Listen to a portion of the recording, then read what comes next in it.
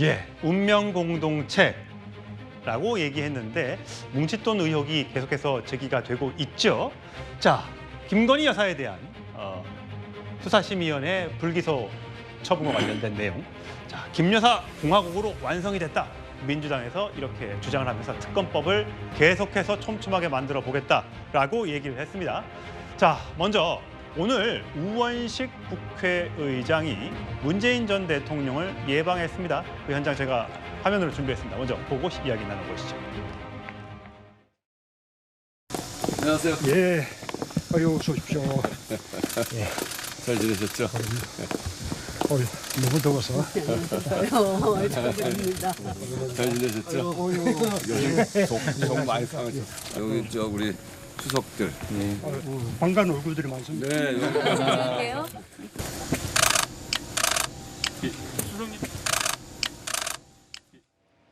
예, 수정욱 변호사님. 우원식 국회의장이 부산에 내려간 김에 봉화마을도 가고 양산도 방문을 해서 문재인 전 대통령 부부를 예방을 했습니다. 원래 검찰 수사와는 무관하게 추진했던 원래 일정이다라고 얘기를 하면서 이제 김정숙 여사를 향해서는 우원식 의장이 속 많이 상하셨을 것 같아요라고 하면서 최근에 이제 계속 이어져 오고 있는 검찰의 문다혜 씨 또 문재인 전 대통령을 향한 이 수사에 대한 비판 이런 것들을 우회적으로 얘기한 것 같습니다. 어떻게 들으셨어요? 저는 근데 그 일정은 옛날에 잡혔다 하더라도 그게 취소하는 게 맞다 봐요. 국회의장은 근데 그 우리 국회 전체 국민 전체로 정치적 중립성이 아주 근데 중요한 자리입니다. 근데 저렇게 가서 계속 근데 그 환담하고 하다 보면 아무래도 그 수사에 대해서 검찰을 좀 공격하는 이런 데 모양새가 되는 거 아니에요. 지금 이재명 대표도 8일 날 이게 내일입니다. 내일. 예. 그러니까 근데 그 검찰 수사에 대해서 단일 대우로 우리가 이게 대항하자.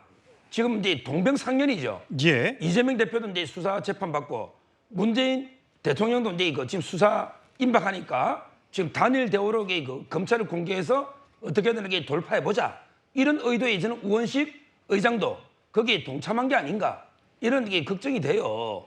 지금 일부 친문 일부 친명 유튜브 중에서는 이제 문재인 대통령 공격하는 할당해라 이런 데 그 유튜브가 있는데 이걸 또 막아요. 집회를 하지 말라고. 옛날에는 이제 타지만 옛날에는 이재명 대표가 이제 그 강 건너 불구경하듯이 가만히 지켜보더니 이제는 이제 같은 동병상련처럼 이게 같이 이제 공조를 해가지고 검찰에 맞서는 이런 이제 모양새잖아요.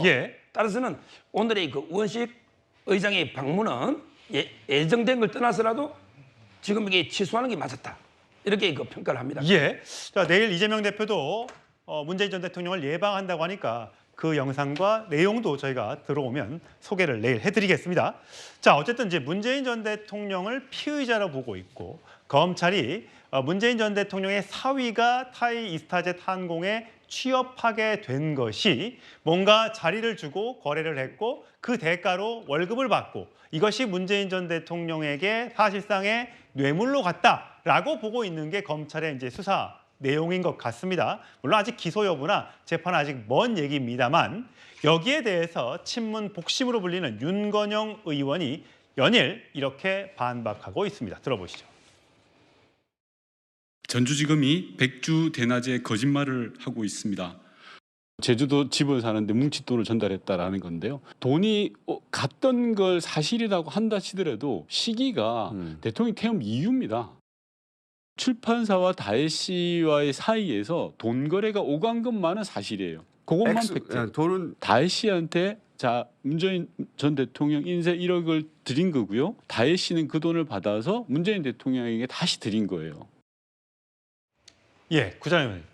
만약에 구 변호사님이 이런 사건을 수임하게 되면 이제 어떻게 변론을 할까 궁금한데 어쨌든 김정숙 여사가 문다혜 씨에게 딸에게 바로 돈을 주지 않고 지인을 거쳐서 5천만 원이 들어갔고요.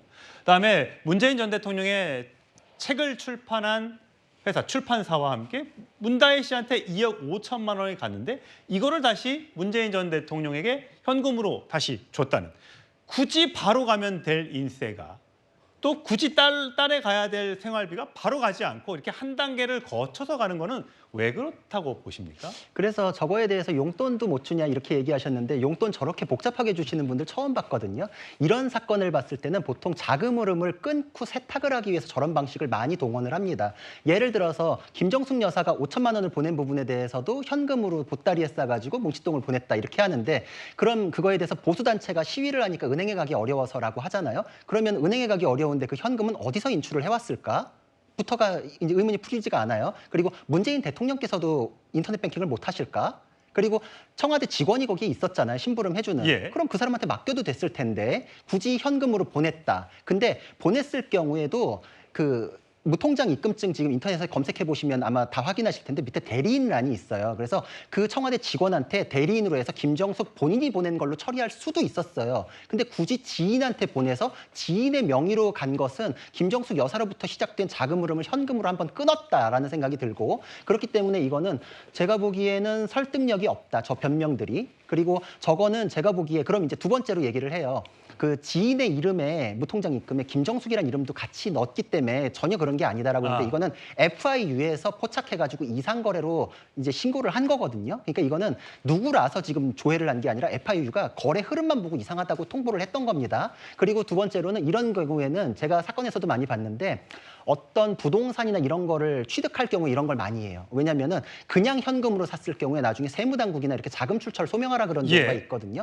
그래서 일부러 중간에 하나는 끊지만 지출에 대해서 증빙을 만들기 위해서 나중에 이제 만약에 예를 들어 가정입니다만 이 부동산이나 이런 것들을 구매할 때 이 자금은 어디서 왔습니까? 라고 하면은 어머니 친구분한테 차용했습니다. 이제 이런 식으로 명분을 만들기 위해서 자금 흐름을 중간에 끊고 그럼 김정숙 여사는 드러나지 않고 지인만 나타나겠죠. 이제 이런 식의 흐름들이 꽤 있어요. 그러니까 제가 보기에는 용돈을 준다라고부터 시작되는 변명은 전혀 의미는 없는 것이고 뭐 보수단체가 하기 때문에 뭐 인터넷 뱅킹을 못해서라는 것도 의미는 없는 주장이다 이렇게 생각을 하고 있습니다. 예, 장 변호사님. 네. 사실 이 부분도 그래요. 2억 5천만 원이 출판사에서 문재인 전 대통령한테 바로 가면 되는데 굳이 문다혜 씨에 갔다가 다시 문재인 전 대통령으로 가는 이유는 뭐라고 보세요? 근데 이게 어떻게 언론에 나왔는지의 근원을 전 살펴볼 필요가 있다고 생각합니다. 이게 이른바 검찰발 기사인데요. 예. 이게 죄가 된다는 흔적은 전혀 없습니다. 일단 본인들 입장에서 돈의 흐름이 이렇다고 언론에 띄우고 조롱하고 희롱하고 망신 주는 것 이상의 무슨 의미가 있는지 모르겠습니다. 일단 돈이 2억 5천만 원이 간 건 맞다고 합니다. 이거 일부 인세 1억 원은 이제 문재인 대통령한테 귀속돼야 되는 부분이라서 그것이 다시 간 흐름이 있고 그리고 1억 나머지 5천만 원에 대해서는 이 문다혜 씨가 뭐 마케팅이니 뭐니 이렇게 출판사 업무를 한 부분이 있고 거기에 개인 차용까지 더해서 금전 거래가 있었다는 겁니다. 이게 죄가 됩니까? 죄가 되지 않습니까? 검찰에 묻습니다. 그리고 자금 세탁 말씀을 하셨는데 5천만 원이 간 경위 그렇습니다. 지인한테 부탁했다는 거예요. 지인이 정말 자금 세탁을 하기 위해서는 김정숙 세 글자를 그 은행에 기재해서 보낼 이유가 없습니다. 실제로 그 단독 기사 내용을 보더라도 지인이 김정숙이란 이름을 적어서 보냈다는 겁니다. 누가 이런 식의 자금 세탁을 합니까? 그리고 그게 죄가 됩니까? 어떤 명목인지 정확하게 혐의 특정하지 않고 언론에 흘리고 이런 방식의 수사 정말 지양해야 됩니다. 근데 언론에 흘렸다고 하셨는데 이게 지금 그 TV조선에서 그 출판사 직원하고 문의를 해가지고 확인하고서 보도가 나왔거든요. 그래서 2억 5천에 대해서도 그 직원이 확인을 해줬어요. 그리고 윤건영 의원의 진술하고 달라요. 2억에 대해서는 인세로 넘어갔고 5천에 대해서는 빌려줬다라고 했기 때문에 진술이 충돌하는 거고 검찰발이 아니라 직원발이에요. 그리고 자금 세탁 부분에 대해서도 검찰이 그거를 뭐 망신 주기식으로 흘린다라고 하셨는데 그렇지 않고 이건 FIU에서 그때 우리 김남국 의원 사건에서도 봤다시피 누군지를 모르고서 거래 흐름만 보고 포착하거든요. 이거는 거래 흐름 자체가 자금 세탁에 의심이 있다고 통보가 된 거지 이 사건을 조사하면서 파생으로 검찰이 들여다본 사건이 아닙니다. 예. 자, 여기에 대해서 조국 혁신당 대표는 방송에 나서 이렇게 얘기하더군요. 들어보시죠.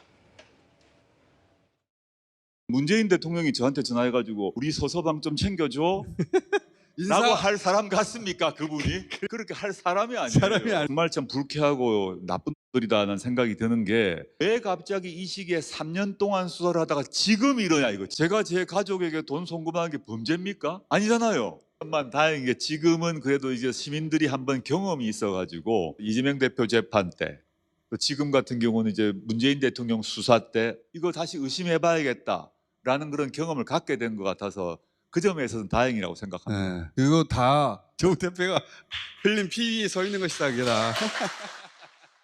예, 서 변호사님. 우리 서서방 좀 잘 챙겨줘라고 할 것 같냐 문재인 전 대통령이 어떻게 보세요? 실제 그렇지 않을까요? 저거는 이제 주관적인데요. 지금 보면 그 사의만 한 게 아니고요. 문준용 있죠. 이분도 2년 반 동안 거의 뭐 전시와 관련해서 이제 지원금이나 이런 게 2억 184만 원이다. 2억 184만 원. 그거는 이제 문재인 전 대통령의 아들 문준용 씨가 그만큼 이제 그쪽 예술 쪽에서는 나름의 저명하다고 얘기를 해서 본인이 수주를 했고 본인한테 맡긴 거다라고 얘기를 하고 있지 않습니까? 근데 이거 뭐 안방 여포죠. 제가 보기에 국제적으로 뭐 문준용 씨가 아주 대단한 그 디자이너는 저는 아니라고 생각합니다. 개인적으로는. 근데 아무리 그래도 이게 현직 대통령의 아들인 거 다 알잖아요. 그러면 이게 공정한 심사가 되겠습니까? 이런 이제 우리가 의심받을 만한 행위는 아니 되잖아요. 저는 그것도 말씀드리고 그다음에 그 조국 대표가 지금 이제 그 3년간 수사다 지금 이러냐 이러는데요. 예. 이게 원래 2021년 말에 시민단체가 고발하고 그다음에 2021년에 지금 국민의힘 전신도 고소를 이미 했던 건데 문제는 이제 그때 문홍성 검사장인데요. 아마 이제 박범계 장관 때예요. 그때 조건부로 기술중지로 캐비넷에 연합을 했다니까요. 처음에 저는 오히려 문재인 정권이 막았다 봅니다. 그리고 이제 이창수 검사장이 오면서 캐비넷 열어가지고 본격 이제 수사가 된 거거든요. 오히려 저는 살아있는 권력일 때 문재인 정권 때 본인들이 막았다. 이래놓고 지금 와서 왜 3년간 뭐 늦게 하느냐. 이거는 이제 말이 안 된다. 문재인 정부에서 막았다는 얘기는 서 변호사님의 개인적인 생각이신 거죠? 그렇죠. 저는 그래 봅니다. 그때 그 장관 때 문홍성 검사장이 기소중지를 조건부로 캐비넷 열었다가 다시 한 거고요. 다시 한 거고. 예. 그다음에 이거 하나만 더 차국의 그 조국 대표나 또는 윤건영 의원이나 오늘 뭐 여러분들이 전부 제2의 논두렁 사퇴하면서 이게 탄압인 것처럼 생각하는데 노무현 전 대통령 이름을 거론하고 있죠. 근데 이거요. 노무현 대통령을 더 욕보이는 겁니다. 저는 시계 있죠. 이인규 중수부장의 회고록을 보면 오히려 이제 그 시계 그 아마 녹음도 돼 있을 거예요. 녹화가. 이 부장 시계는 뺍시다. 쪽팔리잖아. 이렇게 했다고 회고록이 돼 있습니다. 그럼 뭐 회고록이니까 본인의 또 기억이고 본인의 또 주장이니까. 근데 우리가 그게 아마 동영상이 저장돼 있을 거예요. 그 고소를 못했잖아요. 그러니까 제 말은 과연 이게 노무현 대통령이 아무 죄도 없는데 억울하게 검찰 탄압받다가 극단적인 선택했나? 이거는 다툼이 있는 거예요. 따라 자국의 제2의 논두렁 이건 안 좋은 프레임이라고 봅니다. 예. 뭐 노무현 전 대통령이 그 사실을 알았느냐 몰랐느냐 뭐 그 얘기는 뭐 이미 끝난 얘기이기 때문에 다시 거론하는 건 좋지 않을 것 같고요. 과연 이 수사가 어떻게 어느 방향으로 흘러가게 될지 계속해서 추적해서 저희가 보도를 해드리도록 하겠습니다.